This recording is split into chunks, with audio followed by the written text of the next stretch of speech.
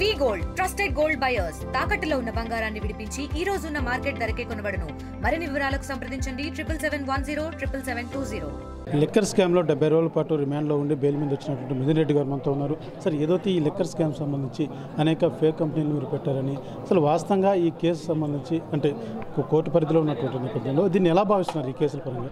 అంటే ఈ బెయిల్ ఆర్డర్లో క్లియర్గా గౌరవ కోర్టు చెప్పడం జరిగింది, కేసు గురించి మాట్లాడొద్దని చెప్పడం జరిగింది. నేను దయచేసి మీరు ఒకసారి కేసు ఆర్డర్ని చదవమని చెప్పి కూడా ఏ విధంగా బెయిల్ ఇచ్చారనేది ఆర్డర్ చదవమని చెప్పి కూడా నేను కోరుతా ఉన్నాను. సో ఇవన్నీ కూడా ఒక రాజకీయంగా పెట్టారు ఈ కేసులు అని చెప్పి కూడా నేను తెలియజేస్తాను. చిత్తూరు జిల్లాలో పెద్దిరెడ్డి కుటుంబం అంటే ఒక పెద్దిరెడ్డి గారు ఒక పెద్ద తలకాయ కూడా వ్యవహరిస్తున్నారు. అయితే మీ అరెస్టు పట్ల పార్టీ కేడర్ అంతా కూడా కొంత డీలా పడినటువంటి పరిస్థితి ఏ రకంగా చూడాలంటారు అరెస్టు? అసలు నేను 1% కూడా డీలా పడలేదు. ఇన్ని రోజులు 73 రోజులు తర్వాత బెయిల్ రావడం జరిగింది. 1% కూడా మేము డీలా పడే పరిస్థితి లేదు. గట్టిగా ఫైట్ చేస్తాము. మా క్యాడర్ని కాపాడుకునేదానికి, మా పార్టీ కోసం పనిచేసేదానికి మేము అన్ని విధాల్లో కూడా గట్టిగా ఉంటామని చెప్పి కూడా తెలియజేస్తాం. అంటే మీరు ప్రధానంగా ఇందాక మాట్లాడుతూ ఏదైతే తెలుగుదేశం పార్టీ ఆ రోజు నుంచి కూడా ఇప్పుడు అధికారంలోకి వచ్చినా మీ మీద కేసులు పెడుతుంది అంటున్నారు. దీన్ని ఏ రకంగా చూడాలి? ఇప్పుడు ఈ కేసులన్నీ ఇప్పుడు పెట్టింది కదండి.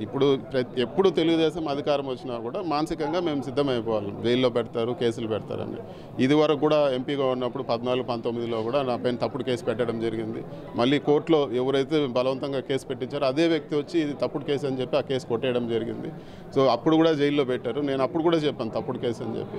సో ఈ పరంపర కొనసాగుతూనే ఉంది. సో ఇవన్నీ కూడా అప్పుడు కూడా ధైర్యంగా ఎదుర్కొన్నాం, ఇప్పుడు కూడా మేము ధైర్యంగా ఎదుర్కొంటాం. ప్రధానంగా మీరు రిమాండ్లో ఉన్న తరుణంలో మీరు బయట వచ్చిన వెంటనే బీజేపీకి వెళ్ళిపోతారని సోషల్ మీడియాలో కావచ్చు, వివిధ మాధ్యమాల్లో కూడా ఆ వార్త చక్కర్లు కొడుతుంది. ఈ చేతగాని మనుషులు మాట్లాడే మాటలు అవి. పార్టీ మాది, జగన్మోహన్ రెడ్డి గారు మా కుటుంబ సభ్యుడు, పార్టీ మాది.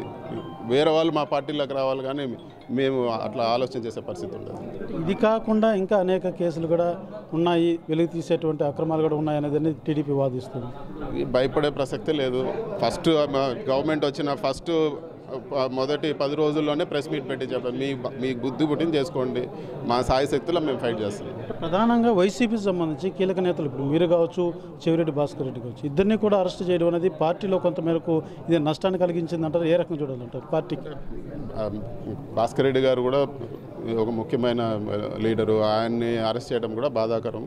సో పార్టీలో ఎవరు చేసినా కూడా ఒకరికొకరు మేము సపోర్ట్గా ఉంటాము. అందరూ కూడా మేము ఒక యూనిట్గా ఫైట్ చేస్తాం. రాబోయే రోజులు ఏ రకంగా ఉండబోతుంది మీ యొక్క పొలిటికల్ యాక్షన్ ప్లాన్?